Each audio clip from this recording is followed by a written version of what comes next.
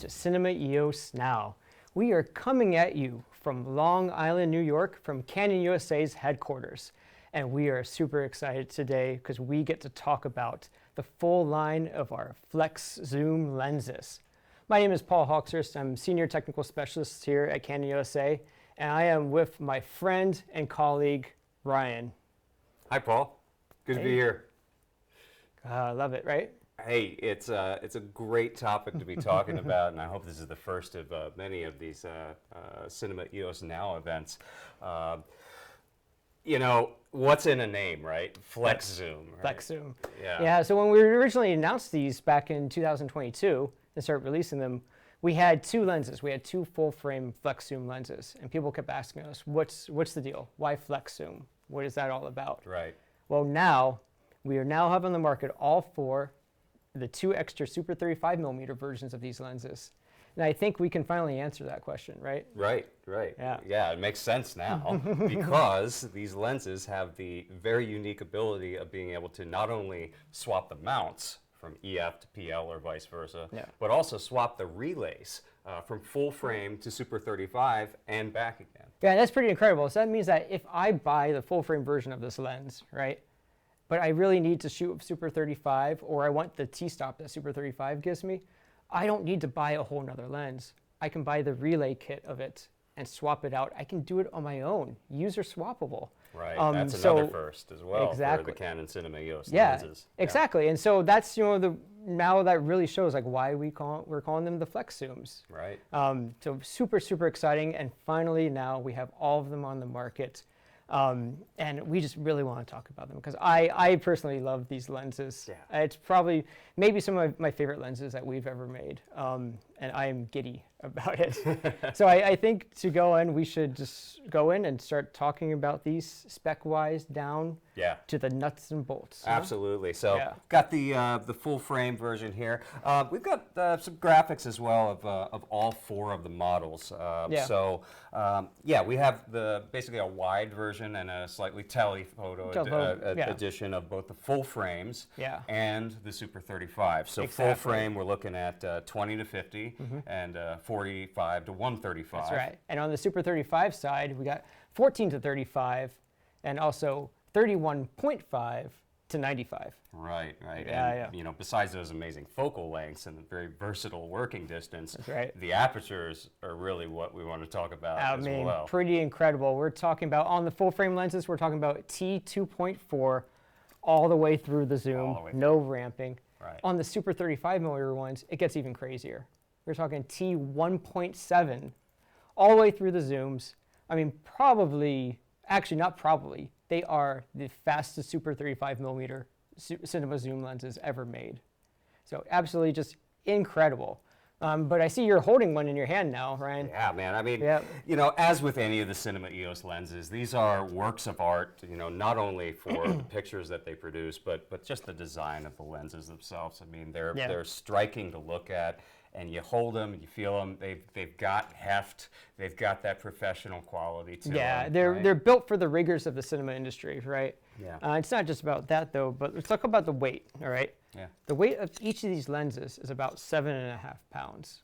All right. So it's kind of like a newborn baby, right?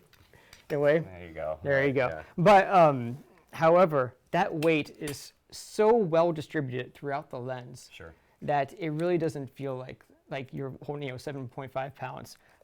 Sometimes when you get into lenses in this range, one of the issues that you have is that the lenses are weighted too heavy in the front, or maybe they're too back heavy towards the lens mount. But for these, with that even distribution, it makes things just, so much easier for somebody who's trying to balance a camera system on a tripod or on a Steadicam or something like that. Yeah, less guessing when you're, going about the build.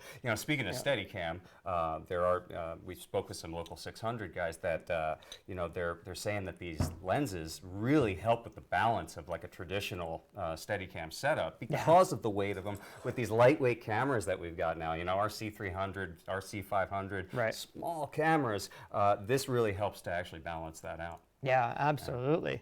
So I think, it would be cool of us if we went through and just talk about each part of this lens, right? Let's do it. Go from Let's go from the front to the back. What do you think? Front to back. All right. All right. So yeah, so the front. Popping off the lens cap. The front diameter. Yeah. Front diameter. Yeah. So we're showing the front diameter. We're showing a little graphic here of that as well. But each of these lenses has a 114 millimeter front diameter of the exterior diameter of it.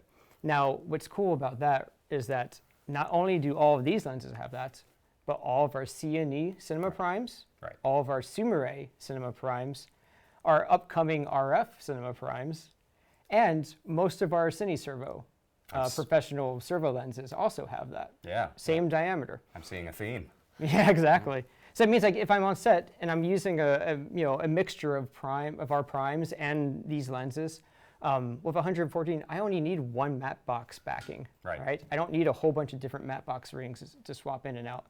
It really speeds up the day, that's for sure. Yeah, and that's another theme here, with the zooms in general and the designs of them. It's just cutting down the amount of time for swapping lenses. Exactly. Yeah, on top of that, we need to talk about what's inside of that front there. So, if you take a look in our lenses, you can see right back, boom, you got a big front element right there. It's prime for getting some fingerprints on there. It's prime for maybe, some scratches, something like that. You really want to be careful of that. Well, because it's a threaded 112 millimeter right there, you can get a filter that has that 112 millimeter thread, screw it in there, and even Canon, we make an optical flat filter that screws in there, protects the front of the lens. If you're a rental house out there, owner operator, rental house, it doesn't matter. I highly suggest getting an optical flat, 112 millimeters, screwing it on there, and then you have protection. It's much, much cheaper to replace a filter than it is to replace a front element. Yeah, that's for sure. Heck yeah. And if you wanted to just streamline your setup and not go with a matte box, but still need some ND or something like that, that's an option as well, right? Yeah, absolutely. All right. Now you can see, moving on from there, we're going to talk about each of the barrels of this lens. It's a zoom lens. It's a cinema zoom lens. We have, focus, zoom, and iris. Got them all. Boom. So what's really neat about this is that we have a tendency to try to match a lot of our cinema lenses, whether it's the primes or now these zooms, with the throw of the focus. And so we have a 300-degree focus throw right there. Now, what's nice about that is that it's a pretty big, that's a pretty big degree of throw. We're going from close focus to infinity. And so what that does for you is that really, as a focus puller or an AC or somebody who's in charge of focus on set, you have just a really high degree of control over that focus. And also allows you to get really creative with the focus. You're not moving half an inch and you've gone from one end of the lens to the other. You have a long range to go through to really choose and be creative with that focus. Moving down the line from there on the zoom, clearly laid out zoom, very nice. It's get about a 93.5 degree throw on the zoom, and that's it's not too much, and it's it's kind of just the right amount. And then when you get to the iris side of things right there, you can see we have the T-stops laid out, but we also have the integer T-stops as well in between. And this has about a 55 degree throw on that. And that's not so important, but it is important that you have markings laid out for that. Not only, the rings just feel nice, they've got just the right amount of torque, and really nice quality to them. While we're talking about the rings, we should talk about the gear pitches here. Yes, we should. If you hooking up fizz motors, hooking up follow focus, you want them all to be matched, which these are. Nice 0.8 millimeter cinema industry standard right here. And again, that's just kind of expected, and we got it here. But it is really nice, especially if you get in a situation where you have unmatched rings with different pitches. You're dealing at a rental house. You're dealing with motors that have different gears on them, and it can be a pain. So it's just it's again streamlining is what makes this part of it what it is. Absolutely. So hey, there's a bunch of numbers all over these lenses, right? Sure are. A ton of them, and in different colors. That's right. So as you can see, and as we've shown right now, there's a lot of witness marks on the lenses, a lot of focus markings, zoom markings, and again, very legible, very easy to read. One nice thing is that on each of the barrels, we have a little beveled side of it. And that makes it so that if you're off center of a little bit to the lens, you can still read, and you can still see your witness mark and still kind of hit your marks there. You may have noticed that we have both white and green. Well, the white is nice, but what the green is really cool. And what is that? It's luminescent markings. Luminescent, like glow in the dark? Like glow in the dark. Incredible. Yeah. So with these going up, charging up day, and a lot of times you're in a dark situation, dark room. If you're on set, if you're in the studio, a lot of times the camera department's in the. You're working in the dark. Working in the dark. So just having this degree of glow makes it things easy to see. Yeah, it's one of those super cool features that it's just really nice when you need it. And just the sheer number of these witness marks that you get is particularly in the close focus area. It really makes it nice for the ACs. Yeah. Again, as an AC, you live and die by those numbers, and so it's nice to have as many as you can get. Yeah, absolutely. So, supporting this lens, sure. We obviously have the attachment holder down here. Right. That's a nice quarter 20 screw right there. Yeah, and then when you buy the lens, you get in the box, you get a little foot here. This guy. Yeah. And this little attachment right here is basically it makes it so that you can go and get lens support from your studio rod setup. Yeah. Because right now, right here like this is going to be your 15 mil mini rod setup straight into there. But if you're rocking a studio rod rig, then you're going to want to use this. This will change it to a 3/8/16. Most of the studio rod lens supports are all 3/8/16 anyway, so that will fit in very, very, very easily there. Yeah, cool. And it's in the box. Yeah. It's really nice. Lens mount wise, all right, we're working our way to the back here. And look, we have one of each here. We have the EF mount and we have the PL mount here. So, boom, right there. Again, you have your choice of two industry standards. Right. So you can go between EF and PL depending upon the camera, depending upon the job. Exactly. It's pretty cool. And just like an EF still lens or a Canon still lens, you get metadata out of the contacts. Right. On the PL lens, all right, you have Cook Eye contacts directly in there. Now, if you're using a camera that doesn't take the Cook Eye contacts or your lens mount doesn't have it, we also have a little metadata port on the PL mount version here. This little 4-pin Fisher gear will go to a unit made by Cook, and that you will be able to extract the metadata through there. We actually have that cable here. Oh, yeah? Yeah. Let's take a look at that. Oh, cool. Yeah. Look at this guy. So here it is. There's your 4-pin. Right. Plug it in there. Yeah. And then go into a USB, right? And then, boom, right there into your computer. You can feed out that metadata to like the Cook Eye viewer, or the Zeiss extended data as well. Right. So it works off of both of those. So you have some options for metadata, which is pretty cool. Really cool, and another element to that Flex name is the evolving methods of capture that are out in the industry now. And of course, volumetric capture, virtual sets. It's important to have data for that. Absolutely. And you want the tracking ability. Yeah. All right. Well, one thing that's neat that we shouldn't skim over though is that when you're using these on Canon cameras, on our Cinema EOS cameras, you can combine that EF mount with a Canon Sr EOS camera, and you get some extra features there as well. Yeah. One of the big ones is the focus guide. Yeah. And I think, we'll talk about that. Yeah, we'll show that off in a few minutes. So. Yeah, absolutely. So that's kind of the specs of the lens, going from front to back. Very, very cool. There's some things that make these stand out, and I guess the first thing to talk about would be the resolving power. I mean, these are 8K through and through lenses, right? Yeah, absolutely. And that's really important to pick out because nowadays we have so many 8K cameras coming out, right? So we got Sony Venice, Red Raptor. We have the R5C on our end, 8K. We have these sensors that are doing 8K, but a lot of lenses aren't resolving to 8K. Sure. So to have an 8K resolving lens means that you can just really get that extra clarity, get the extra edge-to-edge sharpness out of those sensors, with your lenses. And again, putting a 4K lens, putting any kind of lens on that sensors is perfectly fine. You get beautiful, beautiful images, right, and everything like that. But to like really get edge to edge that sharpness, you want to go for an 8K resolving lens. That's what we're talking about, is true edge to edge on that. Sure, corner to corner, edge to edge. Yeah. Beautiful, beautiful all the way across. Absolutely, very cool. So a little bit about the focal lengths. You know, these are incredibly usable ranges that we have. Each one of them, the full frame and the Super 35, has about 5 or so millimeters of crossover. Sure. Which is really nice for those multiple camera shots. If you need to duplicate a shot, so very, very cool to have that going on. And they have a tendency, and you look at the focal lengths, and then they cover like a full range of primes. That's almost. it, right? Yeah.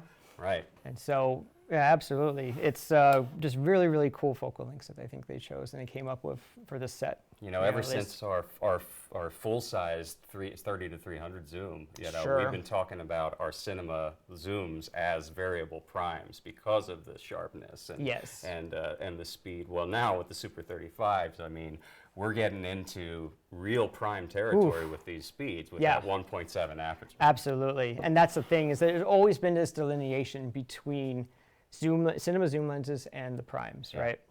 You always go to the primes because they're faster. You always go to the primes because they have better close focus. I mean, like that. With these, a T1.7 for a full zoom, that is incredible. Yeah. And it's faster than a lot of Super 35 millimeter primes that are commonly used. Right. So it's really, there's some encroachment on that prime territory coming with these guys. Yeah, I think so. I mean, we were impressed when the full frames came out with 2.4 all the way through. I mean, but the Super 35s are just on that whole other level there. Absolutely. Yeah. Talking about the aperture, I mean, it's an 11 blade iris, right? So what does that benefit us with? Yeah, so having, like the odd number of blades there, especially at 11, is a good point where, your bokeh starts to round off, all right? If you go with an even number of blades in your iris, you're out of focus parts, the bokeh of your image, it starts to get more geometric. Sure. It gets more angular. It doesn't create that nice smoothness, that roundness. That an 11 blade aperture does. And so we strive to build like all of our cinema lenses off of 11 blade irises. Right. And I believe from knowing the still side of things, I know the odd number of blades actually will double your sun spikes when you're actually stopped down. So you're actually getting more of those spikes with your highlights. Yeah, that's like absolutely true. Yeah. Cool. Just another example of these things being built to the nth degree. Right? I think move on for that. Another thing that makes these cinema lenses, right, is in the zoom world, in the cinema world, you have to have a parfocal lens. Absolutely. And so, absolutely, these are 100% parfocal. Right. I'm zooming in. I'm getting my focus. When I zoom out, I'm not losing that focus at all. Right. All right, it's necessary, and these are absolutely 100% parfocal, and that's kind of one of those things that makes a broadcast lens a zoom, broadcast zoom lens, or makes a cinema zoom lens a cinema zoom lens. Right. That's a huge, huge thing. Right. Yeah. And any of our cinema lenses that you see, with these this kind of construction, this housing, and everything, those are the ones that we say absolutely they are rated parfocal. Yeah. There are other lenses that are more parfocal than others, but when it comes down to really 100%, these are the way to go with that. Yeah.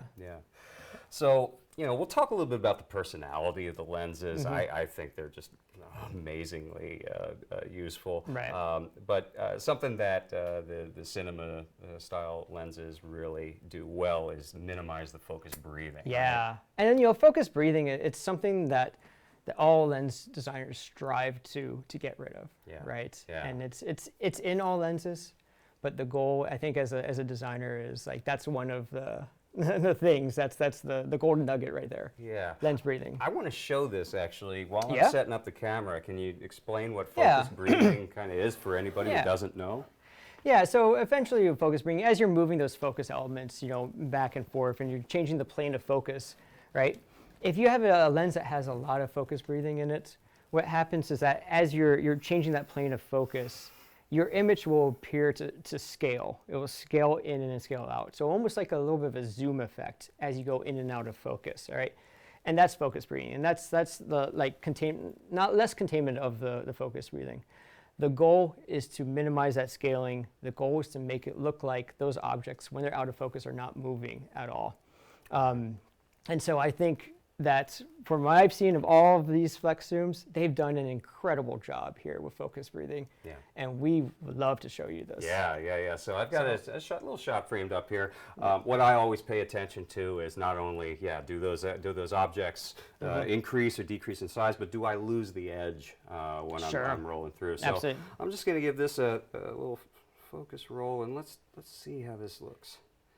I mean, right off the bat, I'm looking at the lines on the right. I'm not seeing any movement there. Yeah. It's just beautiful. Yeah, and you can see again, the scale, if you're looking at that lens, the scale of that lens there, it's staying the same. It doesn't move. It doesn't move, right? So cool. We're not seeing that zooming. The designers did a heck of a job here with focus breathing on these lenses. Really, really nice. So. Yeah, it's totally not distracting. Right. Yeah. So while I have this set up, we mentioned the dual pixel focus guide. Let me show that. This is that other advantage of the EF mount communications. It's actually going to be utilizing the autofocus really information for you to manually focus. Yeah, so all of our Cinema EOS cameras use a technology called dual pixel autofocus. And you see that a lot with our still lenses. We employ that, and you see we became kind of a big thing for us, right? Yeah. You know, the still lenses are able to focus and autofocus and like that. Well, because these are fully manual lenses, we've been able to implement the metadata from the lens to work with the autofocus system in the camera. And it gives you a visual readout, a visual representation of that focus. And we call it the focus guide. Yeah. And Ryan, do you want to explain real fast what those arrows are doing there? I mean, it's just, it's giving you a visual representation of, are you front focused or are you back focused? Yeah. And so besides giving you indication when you're dead on, you know which direction to go. Exactly. Yeah, very cool. Really cool. And something a lot of people don't realize is you can actually set up multiples of these. So if I wanted to put this on this guy here, I can just hit the set. Oh, I just did that wrong. Sorry. So I've got this one here. And if I hit set, I can switch over to a second one. Great for interview types of situations or product shots. Yeah. Yeah. Yeah. Really cool and a great advantage to the EF side of things. All right. Yeah. Cool. Right. Well, get this back out here. So, on top of that, another, going to say Moby Dick of the lens designer is the artifact of chromatic aberration. Again, chromatic aberration is one of those lens things that just exists. Anytime you're putting a bunch of glass together in a series and you're trying to make a lens out of it, you're going to get chromatic aberration. All right. So I just want to say real fast is that with these lenses, I've been super, super impressed with the chromatic aberration. Yeah. When you focus, in or out, when you defocus, you're not seeing that color fringing that you see a lot of times with lenses that don't have the chromatic aberration control that other lenses do. And so it's very, very cool to see that. Yeah. Yeah. Cool. We didn't mention, we talked a lot about things matching. Well, one of the things that's matched is the locations of the gear rings. So. If you have what we have here, a fizz unit hooked up, you have a very, very easy job of switching the lens. That's right, yeah. And so that's the big thing is that usually when you're swapping back and forth between lenses and you have the full, fizz system going, you have to, not only do you have to swap the lens in and out, but you also have to change the position of the motors to match up with the gears. Right. These lenses are all matched in their gearing. That means if we were to we can pull down the whole rod, all three of those motors, pull off this lens, pop on the 20 to 50, boom, put them back, and they would just sink right into the exact same place. Yeah. Saving a lot of time on set, saving a lot of frustration of doing minute adjustments right there. That time is money. Thank you. Exactly. All right. So again, we have two sets. We have full frame and super 35. Yeah. And one of the things that we should talk about there is the full frame coverage. It's meant for the big sensors. Okay. 36 millimeter by 24 millimeter size sensors, no problem. Got this covered. I've seen this lens put on even some larger sensors. I've used it on a Red Raptor before, which has a slightly larger, size sensor. covered even the 20 millimeter, covered beautifully right there. Yeah. You know, but we also have Super 35 as well. Now Super 35 has been the standard for the cinema industry for a long time, and it's still used a lot. Yeah. All right, still very, very valuable. And one of the things about that is that's nice about having a dedicated lens for that image sensor, is that again we're able to make that t-stop what it is. Yeah. All right. And so that's an advantage of using the Super 35 version. If I have a camera like a C300 with a Super 35 sensor or a C70 with a Super 35 sensor, I can use this lens that has a T1.7 in the zoom. Yeah. And it's going to be beautiful. Yeah, absolutely. Yeah. Yeah. That kind of harkens, I don't want to skip too much ahead, but I see some questions coming in here. So why not use full frame on a Super 35 camera? The full frame lens, yeah, you can absolutely do that. Sure, Yeah. and you're getting a really nice, because you're getting your center of your lens. But one of the things is you're not using the full field of view of that lens that's capable. Right. So you're cropping into the center of that lens, not using the full frame of view, and also the full frame lenses are slower. Right. And again, it's kind of harking back for me. It's coming back to that is the idea. Well, I have the Super 35 version that covers my Super 35 sensor perfectly, but I get that T1.7 stop. Exactly. I get that huge amount of light coming in. So that's a big advantage right there. Huge advantage to using the Super 35 matched with the Super 35 sensor. Right. There's one other thing we didn't talk about with the lens itself here. What is this guy here? This is something we've seen before on servo lenses. Yeah, this is something I wanted to save here because this is very unique for the cinema world and for cinema lenses in general. Typically with cinema lenses, when you need to adjust the back focus of them, all right, you need to go underneath the mount, you need to put shims in there. Right. Shims are very, very small. You need to have a micrometer to measure them. You need to go in all this stuff. It's done in a round house. It's done by a lens tech, right? Something like that. On the broadcast world, in broadcast lenses, E&G lenses, the back focus, they usually have a knob that you adjust so that the engineer can do it in the field when they're running around, something like that. We've kind of taken a little bit from the broadcast world with these, and we've added the back focus adjustment right here onto there. There's no shims in this lens. The back focus is done by this set of screws here. Very important though, very important.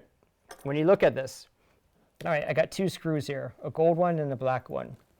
The gold one is the one that actually is going to adjust that back focus, all right? Sure. The black one, though, is what holds it in place. Okay. So if I go in and I start just wrenching away on that gold pin there, I could probably, mess things up a little bit. Right. So what you want to do is first you're going to back out this black screw, and then you're going to start doing your back focus adjustment using that gold screw. Right. Once you're done, once you got your back focus set, then you can pop that black screw in, back in, boom, put the cover back on, and there you go. As with anything, but really when it comes to operating these, and especially when it comes to changing the mounts and the relays, you want to read the manual probably. Yeah, absolutely. Might be a good reference there. Very right. All right. Cool. Well, I think we've done a pretty good job going through this lens. I'm super excited. Hope so. Yeah. So I took it upon myself to invite an old friend of mine down to the show. His name is Guido, and I've known him for a long time. He's a DP, AC, camera technician extraordinaire. Welcome to New York. Come on in here, man. Hey, Guido. Guido. Hi. Hey, nice man. to be here. Good to see you. It's been a long time. Good to see you, sir. Hi. Right. Hey, man. Welcome. Welcome. Yeah. I love these babies. So Guido, I've known you for a long time and everything like that, and we've worked together quite a bit in the past. That's why I was really excited when I heard that you were invested in the Flex Zooms. Absolutely. And I was like, oh, this is perfect, because I can't wait to talk to you about these. Yeah. So I know, I've known you for a while, but tell me a little bit about your background. Well, I was born in Germany. Great. And then I worked for documentary filmmakers, still photographers. Yeah. Then I came to the US, and everything is a little bit different. And I started working in a rental house as a prep technician, camera technician, and learned all the technical nitty-gritty of the lenses and cameras, film back then, not video. Yeah. And then left became a camera assistant and worked there for a long time. And then became a DP, natural progression. And that's what I do today. And I started a grip and lighting and camera business in Seattle. Very cool. And what's that called? Have salt. And have Canon lenses mostly. Okay. Excellent. Very amazing. And you know what? In fact, you brought your rig with you, didn't you? I did. I'm gonna. You know what? You stay there. I'm gonna go get your rig. All right. Okay. Hold on. All right. Bring it in. There was a method to this madness. You're actually here to travel out and do a job, right? Yes. Yeah. Tomorrow I leave again to Vermont and then further on to do a job. And That's great. I put this camera together just like we're going to use it on my next shoot. All right. It's a very easy rig heavy shoot. Yeah. Okay. Hence the hook. Yeah. The hook. Yeah. And you know, in a lot of productions these days, we have to move really fast. Sure. There's no time for switching lenses. There's no time for anything. Yeah. So having these lenses is an absolute game changer. I've had Canon everything. My very first camera was a Canon camera, an AE1. Still have it. Still use it. Still working. Wow. Still use it. Yeah, That's still what I like works. to hear. And so I have a lot of history with Canon. When the C300s came out, I invested in those Mark IIs. I had a C500 Mark I, Oh, wow. and now C500 Mark IIs. Yeah. And C and E lenses, as they came out, I bought them because they're beautiful. They're color rendition. It's just a natural, clean image. Like it's not a gimmick lens. Right. It doesn't have a very specific look. It's just creamy, clean, beautiful. And then these lenses came out. So what about these lenses caught your eye? Well, these lenses, well, first of all, the range is incredible. Yeah. Like I mostly shoot full frame, so from 20 to 135, that covers almost the set of primes. Almost, Right. Yeah. And then the stop, how fast they are. 2.4 in a zoom lens there's nothing like it in full frame. There's nothing like it. Yeah. Yeah, so I have them and they overlap slightly, which is perfect because sometimes you need that size. Yeah, the range is incredible. There's not much else I could wish for. You told me they were bulletproof. I hope that wasn't tested. No, not tested. But you know, like in documentary, you like I travel like literally the world, like whether it's in the Arctic or the desert or the jungle or wherever in a rainstorm. I have had zero issues. Like they're weatherproof. They're just the way they feel holding them. Yeah. They're solid. Yeah. It's like a really well made car. Like it's a solid piece of equipment. Like it's not a toy. It's a real tool. I'm gonna have these forever. Oh, Yeah. that's absolutely. Awesome to hear. So you said that you came here and you're going on a job tomorrow. Mm-hmm. So this is the setup you're going to use for that. Yes. So Yeah. Tell us a little bit about what's going on. So I'm really curious. How does this make things fast for you, or what's? Well, what makes it fast is like having these lenses. You only need one matte box, and it's a clip-on matte box. Like it goes off. You change lens. You put it back on. Right. You don't have to on this job tomorrow or the day after tomorrow. We have a camera assistant with a remote follow focus. You don't have to change anything. Everything stays where it is.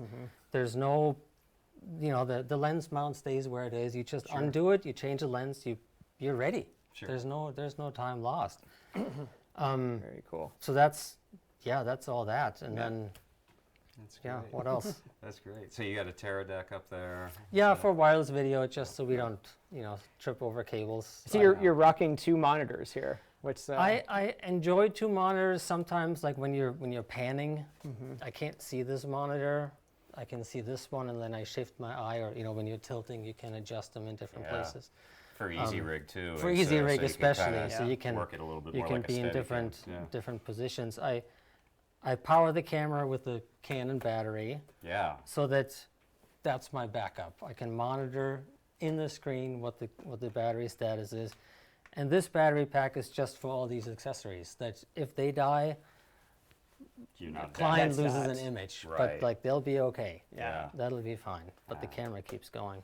Yeah, that's very, very smart. Yeah, really cool setup. Yeah. Cool. So it's different every time, but on this job, that's what we'll be using. Very cool. Yeah. So I got a question for you. Okay, bring it. Do you want to see the inside of this lens? Absolutely. Should we do it? Yeah, I want to see All the right. change. All right. Absolutely. I'll move this. So we are going to come here. We're going to show you what the flex zooms are all about. So we thought it would be cool if we did the live swap of both the lens mount and the relay. All right. So we're going to come at our lens. We're going to take our lens, and the first thing that we're going to do is we're going to put its front element down, and our entire swap of the lens can be done like this. Make sure we have a flat table. Yeah. Nothing wants it rolling off the side to here. But this consists of two parts here. We're going to have the relay swap and the lens mount swap. And so those are two different kits that you buy. Let me talk first about the relay kit. All right. When you buy the relay kit, right, you get new rings for your iris and your zoom, because obviously you're changing the iris to that T1.7 if you're going from full frame to Super 35. You're getting new focal lengths there and thing, and then you're getting a new basically front nameplate, just the identifier of what the focal length range of that zoom lens is. All right. You also get a top collar, nice red anodized top collar here, which is also another nameplate here that tells you the name of that. All right. And then you get the relay system here. It comes in its own little case here, and normally it's screwed in, but I have it unscrewed here. But this is a very, very delicate piece, so we're going to leave that there for now. All right. The lens mount itself has its own kit. And right now, what we're going to do is I'm actually going to go. You're a 3-card Monty, right? Which one is it? Which one is it? I'm going to take the 20 to 50 full frame with the EF mount, and I'm going to swap it over to the PL mount. So in the PL mount kit, we actually have the whole PL mount unit right there. You'll notice on the EF version of the lens, right, we have this little cover here. Well, that's the metadata plug cover right there. And so when you get the PL mount kit, you get the little metadata plug, and we'll put that on as well. All right, so I'm going to start here. I'm going to build my, I hope none of the rental house owners I used to work for are seeing my mess here. Oh, brings back memories. Yeah, right. I'm going to build my little setup here so I can capture screws, everything like that. Very important. There are 4 sets of screwdrivers that you need here, or four screwdrivers that you need. You need first a small Phillips head. You go too big and you're never going to get it into the types of screws here. Go too small and it's going to be tough. You want to try to find one that's nice, that's kind of the right size. And I've been using one like this for years, so I'm going to stick with that. All right, and then you need a set of hex wrenches, or Allen keys here. You need a 0.9 millimeter. You need a 1.5 millimeter and a 2 millimeter. All right, I'm going to lay these down next to me here.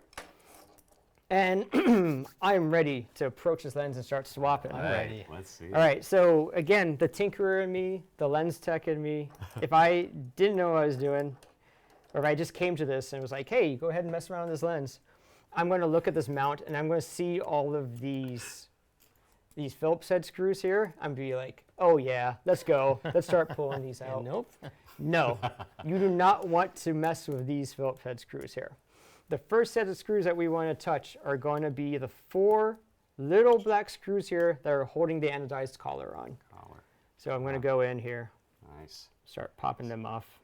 That's awesome. So Paul, one thing we didn't mention was the pricing of all of these lenses. No, we did not, did we? So all of these lenses have the same price, and they're coming in at $21,999. I have my my own thought on that. Oh, yeah? Yeah. Well, I mean, obviously it wasn't prohibitive for a working professional such as yourself. No, so I, when I go on jobs and then they rent the equipment because I provide the service to them, and Canon offers this Canon financing service, which makes the lenses pretty much free. If you're working, if you're working, like 3-4 days a month. Sure. In 2 years, the lenses are paid off, and you'll have them a lifetime. Amazing. That's a great way to look at it. Yeah. Yeah. All right, so as you can see, I've removed the anodized collar, pulled it right off. Yeah. I'm going to put it with the screws that go in it, so make sure not to lose those. Having done that, I have now revealed the main screws that keep my lens mount onto the lens. It is 8 2mm hex screws going all the way around. So again, me being eager to do this, my instinct is to go in and start tearing these out, right? Yeah. Let's take a second. Step back. All right. Not quite what I want to do yet. Around here, down at the base of the lens mount in here, you are going to see 4 very, very small set screws. All right. These set screws are actually the optical tracking set screws. But if I were to go in and remove these 8 first and try to take out this mount, I'm just going to be pounding up. I won't be able to take it out, and I'll be stuck up against those set screws. So I need to go in, come in from the sides here, and back out these set screws. And I need to back them out far enough that they are clear of the red anodizing of the lens mount, but I don't want to take them all the way out because they will get lost. I will never see them again. And then I will be in a lot of trouble. So there's 2. Right. So you took the mount off already, or we're getting to taking the mount off. The mount replacement kits are coming in at, I want to say, was it $1150? Yeah. Okay. $1150. So if you want to swap to PL or you get a PL version, you want to swap to EF, it's gonna run you about that. All right, so those set screws I just backed out there, those are the 0.9mm. Very, very small screws, tiny. All right, so let's go in with my 2mm hex, and I'm just going to start pulling screws. Now you get to here. Yeah. I'm kind of doing this in a way. When I first started working at a rental house, oh my God, 20-something years ago. The guy who was training me said, like when you replace a tire, when you pull the lug nuts out of them, you want to go catty corner, crisscross when you're pulling them out. He kind of said like the same thing when you're pulling screws out of the mounts of lenses, and I've always kind of followed that. Bounce back and forth. Exactly. That way it can seat properly and not be kinked in one way or the other. Exactly. Because there's nothing worse than getting to the last screw of putting something together and it doesn't line up. Yeah. All right, and then I'm just going to go through. I'm going to try to pull everything here off at the same time. So. You swapped a lot of mounts back in the day, right? Yep. Yeah, this is many pretty standard fare brings here. back memories, yeah. All right, I did it. But no shims. No shims. No shims. Like Right. that is mind-blowing for a So I cinema pulled lens. it out. I kept the screws in there. I will need those again later, but for now, I'm just going to keep them located in that right there. Now we're getting to the real meat of the lens here. So we have now uncovered the relay lens of it, the relay assembly. And if you look down in here, you can now see the electronic ports. We have the Cook Eye ports on top, the EF electronics on the bottom there. Luckily, we won't have to be taking those out at this point. So, but let's talk about real fast this relay lens. Again, look how many alluring Phillips head screws there are right here for me to go in and just start pulling out. It looks like that's what's waiting to go. I don't want to do that. Don't do that. All right. No, that would be a very expensive mistake right there if you did that. So what we're going to do instead is take our 1.5mm hex, all right, and then you're going to look in, and there are 6 hex screws here that are kind of deep down. I'm going start unthreading these. Okay. You know, and I'm going to try to do the same. I'm going to try to keep them contained into my unit here. So. Yeah. This is something you definitely want to do in a clean environment. Absolutely. When you get down to when you're getting a lens down, especially like this far to to the assembly here, like you don't want to be doing this in the back of a pickup truck. That's for sure. Bad idea. Yeah. Clean desk, clean environment. Yeah. Otherwise, you'll be fighting it forever. Yeah. Yeah, and it's a good chance of getting dust and dirt. Yeah. Fingerprints. Oh, popped right out. But look at that. All right, so here we go. So that's. I pulled it out. So what I've done, the this is the full frame, relay assembly right here, and you can see, you see the round of that glass that's pointing down right there. Yeah. It's also very scary for if I were to. Oh yeah. Right. Yeah, which hence the cases. Yeah. So in that case, I'm going to pull out. Now I've gone ahead and pre-threaded unscrewed this one. Yeah. So I can just pull this one out. This is the Super 35 one. And pop that one down in there. Well, that really illustrates this really the business side of the lens, isn't it? Yeah, absolutely. This is what's setting that image circle for you here, is this assembly here. Something I want to point out, There's a couple. and I did it. So I just did a total rookie lens tech mistake right there. But one thing I need to point out about this is when you're going in here and you look at the insertion point of this assembly, you're going to see 2 locating pins. All right.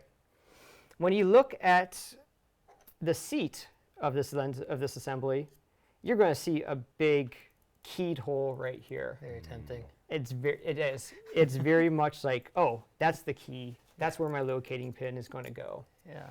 And you will sit there and you'll try to put it in, and it will not go in at all. All right. So you need to locate on either side. There's 2 divots here. I see. These are the locating, the spaces for the locating pins of this. So I'm going to pop that in. Okay. And boom. Just like that. Bam, I did it. Wow. Yeah. Right. All right, and then Let's see. and then I'm going to find all the screws I dropped and put them back in here. So price-wise on the relay kits, we are looking at refresh my memory. I think we're around the 5,000. Yeah. Side of things. Yeah. 4,999. Yeah. 99. Yeah. 4,999 for that, but my gosh, the flexibility it gives you between being able to swap back and forth. And are the relay kits between the 2 lenses the same? There are actually different ones for the wide and the tele. Okay. Yeah.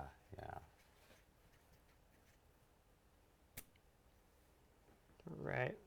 But that and that's really important that you get the proper correct relay kit. Yeah.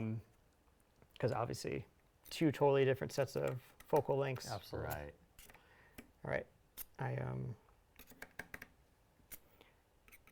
I'm just giving a quick, I want to do this one. This one I want to do a pretty good tighten down. I am actually going to take one of these and do the last one there. Okay. There you go. All right. Now, after this right here, essentially, this lens is now projecting a Super 35 image circle. Absolutely. All right. And so the problem is that if I stop here to start throwing the mount back on, all of my markings are going to be totally wrong. Sure. All right. Yeah. So what we need to do is go in and change out the gearing, change out the barrel. It's what we have right here. So, and I think for the purpose of illustration, I'm going to show one, but I'm not going to do the full thing. Sure. I think that gets the point across. The really important thing, the reason I want to talk about this is that when you're doing this, when you're swapping these gears, it is the Phillips head screws that are closest to the gearing are the ones that you want to pull out. Now, if you look around, there's plenty of other Phillips head screws in the lens that you could pull out. Please don't do it. Please don't do that. Pull out the ones that are closest to He's it. really tempted to go after all It of is, them. as a lens technician. It's absolutely, very it's like, tempting. oh, look, there's a screw. It's Let very me loosen tempting it. it's tempting to pull out all of them. Another tip here, when you're changing out these witness marks, is that you want to first start off, before you start pulling screws, set everything basically to one side or the other. So either, and I like to set it, the iris to fully open because the witness mark lines up there. The zoom, I'll set it to fully zoomed in. And luckily, the focus I don't need to change at all. Perfect. So the focus is the one we don't have to swap out. Excellent. But the zoom and the iris, set that zoom to all the way zoomed in. Set the iris to all the way open so that you get that witness mark, and then start pulling your screws. Right. And there's 3 of them here. I think I have one more That's cool. to do. And there, and this one should lift right off. Look at It lifts that. right off. All right. And now you can see coming in, you can see just how how well engineered this lens is, and just maybe it's not engineered, but machined. Like the machining capabilities at the Canon factory are really beautiful, creating beautiful It's solid. interior lenses here. So here we go. Got my new iris ring here. I'm going to look for that green witness mark right there. Since you can line it up now, that's good. One thing I actually am going to do first is, because I'm putting the PL mount on, I'm going to put the metadata. All right, we gotta switch that out. Yeah, I'm going to put the metadata port on there. Yeah. But I'm just going to start by undoing this. But I don't want to put this on before I put the new rings on, because if I do that, I'll get stuck. Sure. But I'm just going to expose it for now. And that PL, the metadata port comes with the PL mount lens? Yeah. So when you buy the PL kit, you get the metadata port. Yeah. All right. Great. And so here, also, one thing to mention is that there's some dip switches. There's some dip switches here. All right. If I'm switching between full frame and Super 35, I want to switch that number 1 dip switch to the down position there. Okay. That's important for the metadata. All right. So now it knows that it's working on the Super 35. Exactly, and you're going to get the correct readouts now. Okay. Yeah. So popping that on, but I'm not going to pop this on yet. Not I just yet. wanted to show Right. it. Yeah, sure. Pull it off. Okay. But I want to do the proper iris ring. Cool. And again, for the zoom ring, it's the same thing. I would also remove the zoom ring before I did it, but I'm just not going to do that right now. Sure. Again, the Phillips screws, I can't say this enough, the Phillips head screws that are closest to the gears, those are the ones that you need to do. Yeah. All right, so there's my green iris marks. I'm going to line myself up here. Put it on the right way. There we go. And I'm going to line up that wide open there. Go in, 3 screws. I have them right here. I love these screwdrivers because they're magnetized, and so I can just pick up my screws right away. All right, let's pop it in. Right. Oh no. Do you foresee yourself ever going the Super 35 route Well, for anything? Maybe. I have a Canon C70, Yeah. and I can absolutely see myself using those zooms on the C70. Nice. Absolutely. Yeah, I don't have the relays yet, but Sure. I see the speed. 1.7 for a zoom lens is incredible. So Okay. yeah, I want some. Yes, please. All right. All right, so now my iris ring is back, and it's working. I'm hitting the ends in the proper places. I feel good about that. Let's pop this guy on here so that we can get that Cook Eye metadata. And this one is a little bit tough. If I didn't have a magnetized screwdriver, even with a magnetized screwdriver, this is still, I wish I had 3 hands for this one right here. So, pop that on, boo, boo, boo.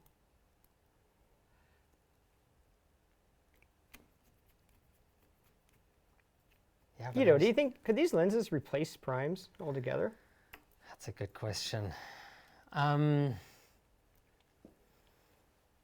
Wow, they're incredibly fast.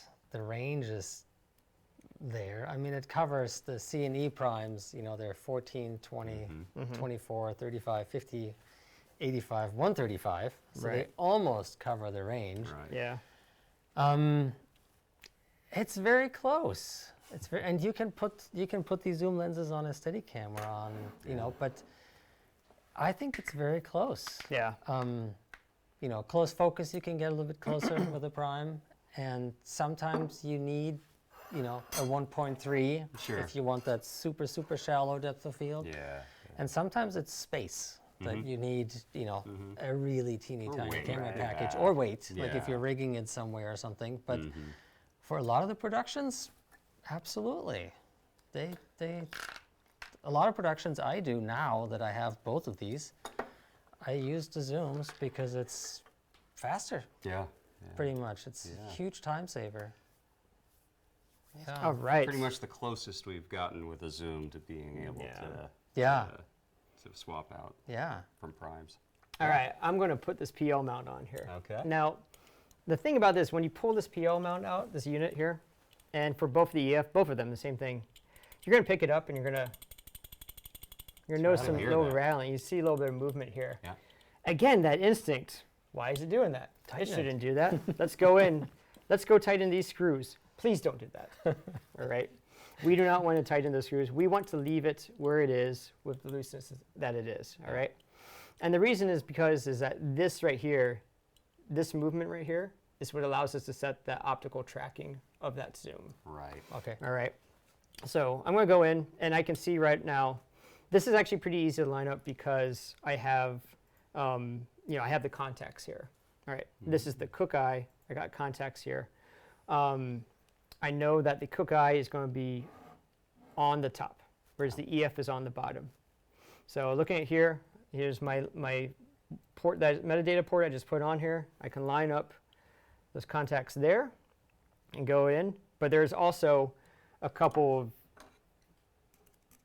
of knob. There's a peg right here. That's a key that will also help me line that up. So go in.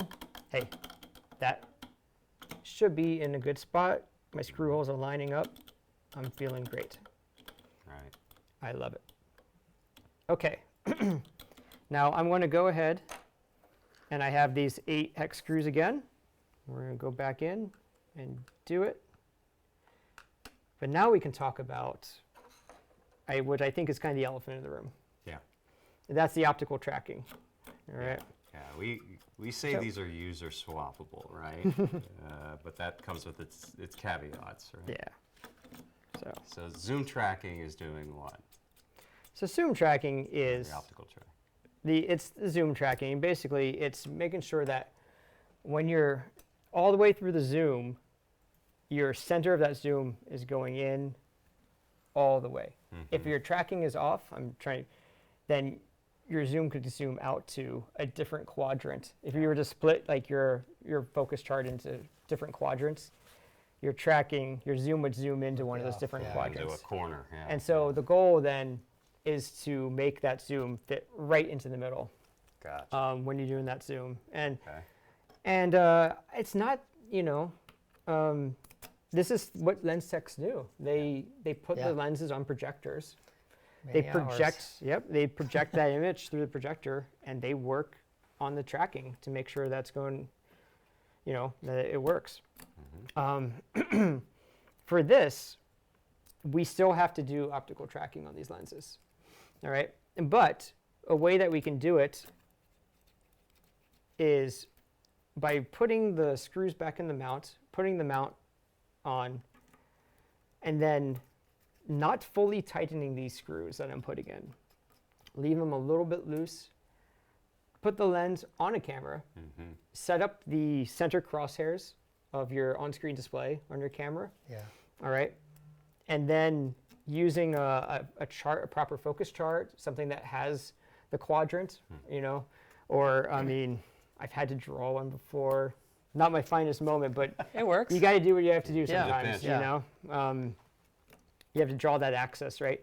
And so, so you do that, you draw it, or you set it up on the chart, and you set it on the camera, and you start zooming, and you're watching for where those crosshairs are going.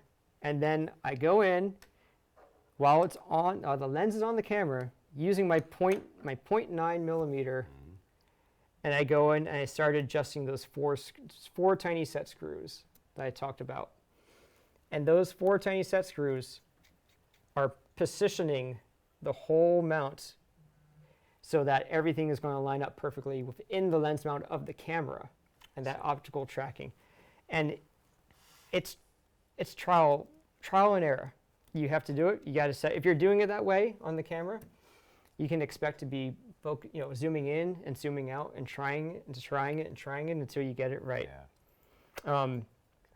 These lenses, as easy as it was for me just to swap everything out like that, they're not immune to having a good lens tech get them and project the lenses in a rental house in a lens projection system. So gotcha. Yeah. Understood. Yeah. So, yes, it takes a lot of reading and takes some practice, but overall, mechanically, you can do this. You can do this in a field, absolutely. Yeah. I Yeah. feel like if you're, or Absolutely. if you're traveling and like something happened, or Sure. Yeah. you can do it in your hotel room or something. Absolutely. You absolutely could. Yeah. You absolutely could. Yeah. And that's the thing, is that there are options, right? Yeah. To be able to do it. I can It's adjust the tracking on the absolutely- camera. Yeah. The last stop after I've done this, right, the last thing that I would do is to swap out the nameplate. And in this, basically what you would do is flip the lens over.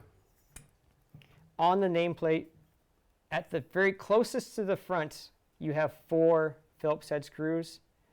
You pull those screws out, this just pops out, the nameplate goes on, and it goes, the 4 screws go right there, and you just line it up.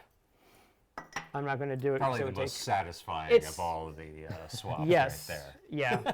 However, I've come to notice in the times that I've done this that those Phillips heads on the nameplate seem to be the ones that from the factory are the tightest. And so it's very easy to strip the head of these. So you really want to go in with precision when you do these particular ones. And make sure you got a good or size else screwdriver. Have the right tool. Yeah. Absolutely. Or else you're going to have a, 14 to 35 with a nameplate of a 20 to 50 on it. So, I mean, that was super cool, man. I mean, Yeah. That just was really the quick. speed of being Right. able to switch that out, that's great. yeah, I didn't put the anodized collar back on, but that's the last step. Yeah, yeah. Put that on That's there. only 4 more screws. 4 more screws, they're tiny, but it also, it puts the name, it also has the name again Sure, of it. sure. Let's do that. Yeah. Very cool, very But cool. that is Job the- well done. Hey, it's fun. It's enjoyable that, Canon's actually made it very easy because I've done this in the past with other lenses, and there's times that you have to break out a grease pencil. You have to make markings on there to make sure that things are lined up. If your cams are offset, then Yeah. all of a sudden you're in trouble. And then you box it up and you send it back to the manufacturer. I would truly consider this field swappable. Wow, that's great. Yeah. Absolutely. I would do the whole conversion. Yeah. That's great. Absolutely, yeah. That's great. So very Oh, they're cool. Yeah. Incredible. Yeah. And Just kind of to get near wrap up here. I mean, your experience with the lenses. We talked a little bit about personality and everything. I personally think that all of the Cinema EOS lenses, just have that warm, kind of look to it. What's your feeling? I feel like they're timeless. They're not a gimmick lens. Like they don't have a very distinct, special look. Yeah. They're beautiful. Like the image quality is clean. It's sharp. It's creamy. It's it's just beautiful. Like it's a true representation of what you see with your eyes. Ah. And if you want some kind of a special look, use these lenses, start out with a clean negative, and then use a filter or use, or add the look in post. Sure. That's what I would do. And then you can use them forever. Ah, love that. And I love that you said you'd have them forever. I mean, Absolutely. I don't really, see any reason why not. Really underscores. Unless maybe I'd drop them, but no, they're timeless. Same with the C&E primes. It's a perfect combination. That's excellent. Yeah. All right. Nice. Man, we've been inside the lenses. Yeah. We've been on the outside of the lenses. We've talked about them. Yeah, very cool. Again, I'm so excited about these lenses because I feel like Canon really put a lot of heart and soul into creating these. And the image quality of them, amazing. The ease of use of them on set is just absolutely amazing. And the construction. And the construction. Yeah. Solid. So, yeah, and with that. Solid. So where can we see the lenses at this point? I mean, they're so new. Is there anything out there that might be coming out or anything? Yeah, like that? in fact, so Stephen Poster, ASC member, he's the DP who shot Donnie Darko, and one of my favorite movie as a kid, Strange Brew, which is incredible. He just shot a film called Scared to Death. Right. And just almost entirely on these lenses. For the C500s on these lenses. And we're going to be able to see that movie soon. Great. Very exciting to see that out there. Yeah, I'll keep an eye out for that. Yeah. Yeah. That's great. So, and you're going to be doing plenty of work with them? Yeah, I'm working on a show for PBS called Brief but Spectacular. Oh, and I'll use those. Amazing. Those are the lenses. That's great. Absolutely. Can't wait to see that. Yeah. It's really cool. Cool. All right. Well, I want to give a thank you to you, Guido, for coming out. Yeah. We really appreciate your insights, your expertise, and your patronage, of course. Of course. Thanks for having me. Yeah, thank you so much. Yeah, again, it's so cool to see you again after all this time and to see you in, at my home. So this is very cool. Appreciate it. Yeah. No, happy to be here. But yeah. Also give a shout out to Preston for. Yeah, I want to give out. Preston was kind enough to send us some motors here and everything, and so thanks Preston. Preston, amazing fizz, and absolutely. So yeah. Well, with that. Thank you so much for joining this first Cinema EOS Now event. We hope to do many more in the future. That's right. Let's talk about some cameras. Yeah. Let's keep talking about lenses. We're going to have so much cool stuff coming that I'm really excited. So. Absolutely. Well, thanks for joining. Thanks, Guido. Yeah. Pleasure, man. Thank you. Thank you. Thank you. Thanks for having me. Thank you, everybody at home, for joining. This was a lot of fun, and so I hope you see us on the next one.